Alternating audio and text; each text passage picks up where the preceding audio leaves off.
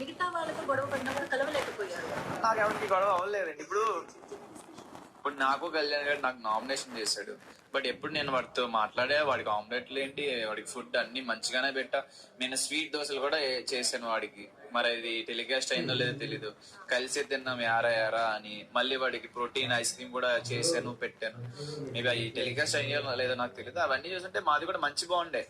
Even Shivaji గారు bus interview చేసినప్పుడు అడిగారు, మీ బాండ్ కూడా చాలా బాగుంది, అసలు మీరు నామినేషన్ చేసిన తర్వాత కూడా యారా యారా అని భలే సరదాగా ఉన్నారు అని. ఈవెన్ వాడి కెప్టెన్ అయినప్పుడు కూడా నేను ఓడిపోయినా హ్యాపీగా ఫీల్ అయినంటే బాండ్ ఉండబట్టే కదా. నేను పెయిన్ తో కూడా తర్వాత వాడు నా గురించి ఆగినప్పుడు కళ్యాణ్ గో ఫర్ ఇట్ అన్నాను.